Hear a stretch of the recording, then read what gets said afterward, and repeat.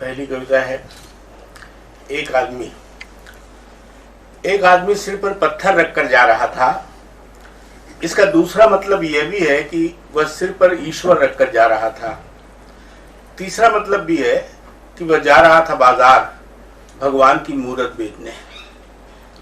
एक आदमी जेठ की तीखी धूप में पत्थर के टुकड़ों से भरे भागते ट्रक में सोया था चुपचाप।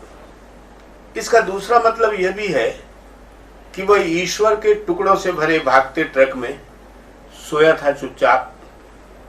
तीसरा मतलब भी है वह एक विशाल पत्थर को टुकड़े टुकड़े करता रहेगा जीवन भर एक छोटी शांत नींद के लिए।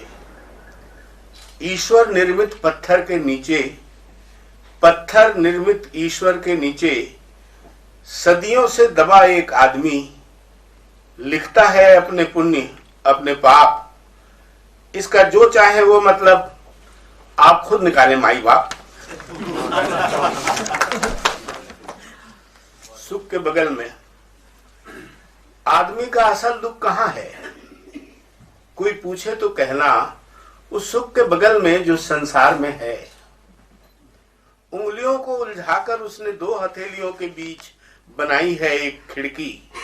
पूछो उस बच्चे से कितना बड़ा है उसका आकाश और कैसा है, तो वह कहेगा गोल चांद के अलावा अभी कुछ नहीं आकाश में।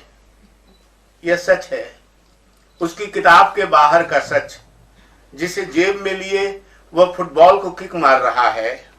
यहीं रहता है वह दुख, इसी बच्चे के घर में। इसके माँ बाप की तरह इसे हर खतरे से बचाकर बड़ा करते हुए दुख के बारे में कोई पूछे तो कहना ईश्वर की अहेतुक कृपा है वह दुख, और यही रहता है मेरे मन में, उस सुख के बगल में जो मेरे घर में है। सच में आ जाता गमले में नारंगी पृथ्वी और उस पर चलती एक चींटी, नन्हे हाथों से उसे उठाती, गेंद की तरह खेलती, बच्ची के सपने में जाना चाहता पर सच में आ जाता। खिलौना पृथ्वी और बच्ची के खेल से दूर जमीन पर सिर फोड़ती औरत के बाजू से अपलक दहशत में चारों तरफ पसरते पानी का तांडव देखती माँ के आर्तनाद से विमूढ़, विकल और खामोश बच्ची की आंखों के सच में आ जाता। पर वह भी होता तस्वीर का सच। बच्ची और माँ के साथ होने का भ्रम रात तक बह जाता एक असंभव प्रलय प्रवाह में। दूरस्थ दर्शक की भूमिका यहीं पर खत्म हो जाती। दूसरे दिन के रोजमर्रा में फिर देखता वही अखबार और बाढ़ की तबाही के रंग बिरंगे चित्रों में अपने संवेदन की सीमाओं का बदहवास अंतरंग। तीसरा, लिखा मुझे वृक्षों ने। लिखा मुझे वृक्षों ने, फुनगियों पर हिलती पत्तियों ने, सड़कों ने, धूल ने, असंख्य कीड़ों मकोड़ों ने, पक्षियों ने, तितलियों ने, सांपों ने, केंचुओं ने। लिखा मुझे अतल में सुलगती कामना ने, लाठी लेकर सड़क पार करते बूढ़े की थकान से लिपटे वैराग्य ने। लिखा मुझे धुंधवाती कतासी स्मृति से उभरती अचानक दिपदिपाती चाहत ने। बारिश के अजीबो गरीब अक्षरों में लिखा मुझे एक औरत ने। घोले पानी में लिखे इतिहास सा अदृश्य मेरा समय, हर किसी से गढ़े जाने का कृतज्ञ स्वीकार।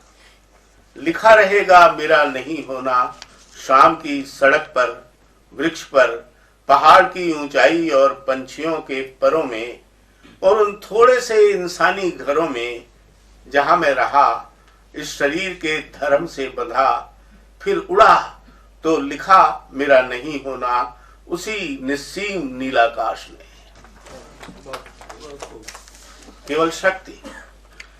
शहर से दूर था स्टेशन, स्टेशन से दूर श्मशान, श्मशान से दूर था खेत, खेत से दूर पहाड़, उसी पहाड़ में एक मंदिर था, मंदिर से दूर थे भगवान, आसमान के किसी कोने में दुबके देख रहे थे अपनी पूजा का साजो सामान, और सामान से दूर थी भक्ति, शक्ति, केवल शक्ति, केवल शक्ति की साधना में चूर पीठासीन महंत दौड़ाते हुए अपना रथ सदियों की प्यास के सीने पर लिख रहे थे इतिहास लोकतंत्र का। बड़ी सड़क पर मां के पीछे पीछे चलती बच्ची, छोटी गठरी सिर पर लादे, छोटे छोटे स्वच्छ इरादे, अभी सड़क पर आ जाएंगे माँ और बेटी दोनों। बड़ी सड़क पर कारें होंगी और तेज रफ्तार, भारी भरकम जेबें होंगी और बड़ा बाजार। आप बताएं किस दरवाजे जाकर बिकना है, आप बताएं किन पैरों के नीचे झुकना है, आप बताएं कौन बनेगा जिन्स, कौन खरीदेगा। बच्ची की गठरी के सपने जिन्स बन गए, जिन्स बन गया उसकी माँ का दर्द। बेच रहे हैं हम बच्चों की सुंदर तस्वीरें, कौन खरीदेगा। बेच रहे हैं अपनी कविता, अपना गाना, अपने तन का खून। हे ताकतवर कानून तुम्हारी शरण आ गए हैं, माँ और बेटी दोनों। बड़ी सड़क पर देख रहे हैं ऊपर कितने तारे, कितने तारे, कितना निर्मल है आकाश। डूब गया है उनका छोटा गांव, डूब गया है सूर्य। माँ और बेटी दोनों देख रहे हैं बड़ी सड़क के एक किनारे चूल्हे जलते हैं, भात डबकता है। देख रहे हैं दोनों बड़ी सड़क के एक किनारे खड़े खड़े चुपचाप। ये कुछ एक 3-4 कविताएं हैं जो एक शोक गीत का हिस्सा है, लंबे शोक गीत का। तुम्हें कुछ देर और रहना होगा, अस्पताल के गलियारे से आती तीखी डरावनी गंध से सुनी उम्मीदों और सिसकियों के बीच। इस अनाम दहशत से धड़कते दिल में अंतिम इच्छा की तरह खुलेंगी आंखें। तब ऊपर की ओर एक टक ताकते तुम देखने लगोगे बारिश में मगन नहाते उस बेशर्म जोड़े को, जो पक्षी नहीं होने के बावजूद धरती के ऊपर और आकाश के नीचे बारिश की बूंदों में बिलाते उड़ रहा है। तब शायद रिहाई की शुरुआती उड़ान की सनसन में तुम याद करोगे पूरब के समुद्र की मदमाती हवाओं के झकोरे।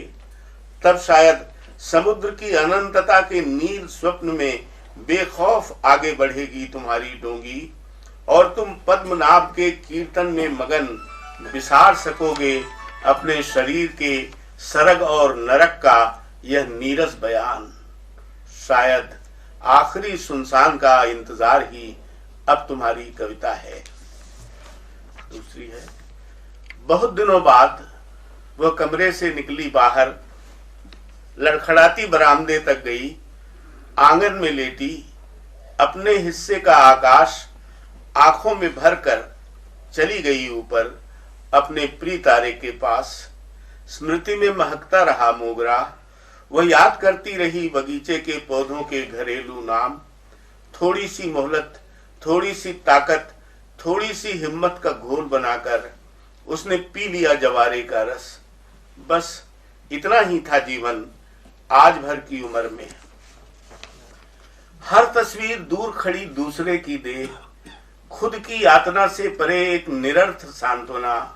कानों के गिर्द और आत्मा के अंधेरे में नन्हे चमगीदड़ सी लगाती है चक्कर, और स्त्री सुनती रहती है मृत्यु का स्वर। इस पार के चहकते संसार में अकेली, बिल्कुल अकेली गुनती है स्त्री जीने का मर्म, उस पार जाने की भीड़ भरी दुखदाई घड़ी में।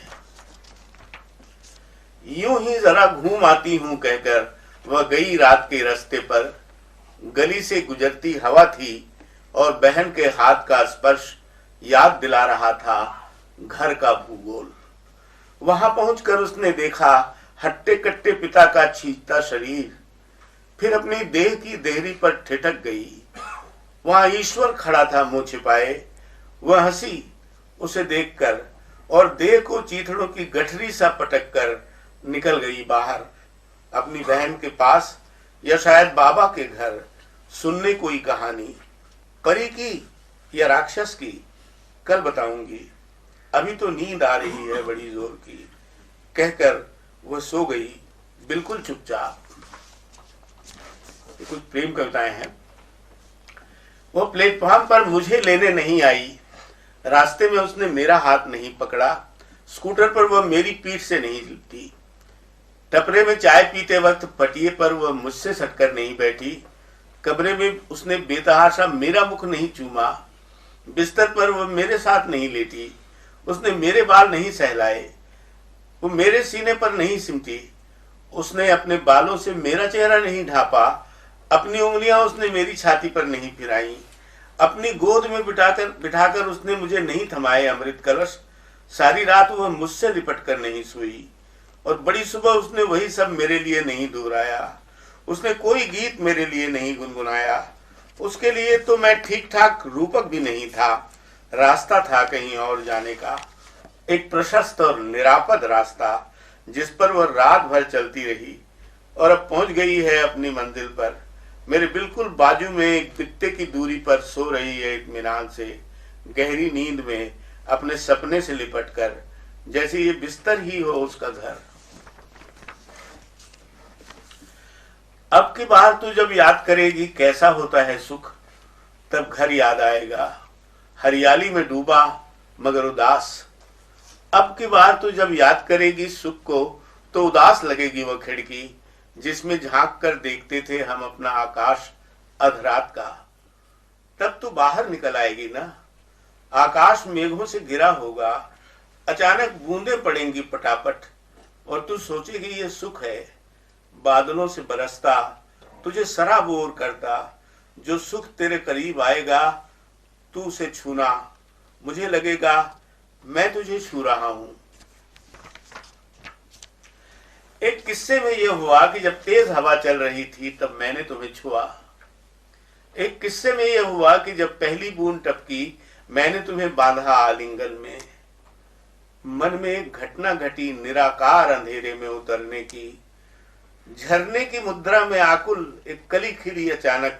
एक किस्से में यह हुआ कि जब तुमने मुझे खींचा और भीतर, तो बरसने लगे पत्थर, बेखबर हम खेलते रहे एक दूसरे के साथ। एक किस्से में यह हुआ बे आवाज टूट गया मेरा घर, छूट गया तुम्हारा हाथ कहीं दूर, मगर मैं पड़ा रहा वहीं का वहीं, जैसे कहीं नहीं सिर्फ किस्से में। बस ये आखिरी है। उसकी आंखों में उसका मन था और अधरों पर, उसकी हथेलियों में उसका मन था और पिंडलियों में, उसके स्तनों में उसका मन था और भुजपाश में। आकाश में कातर उसकी पुकार, बिस्तर पर कामना सी सुख बुगाई और बिला गई।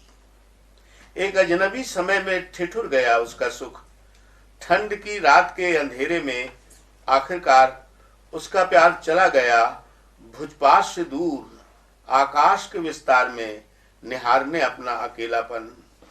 उसका मन छूट गया शरीर से बाहर किसी अजनबी आकार में।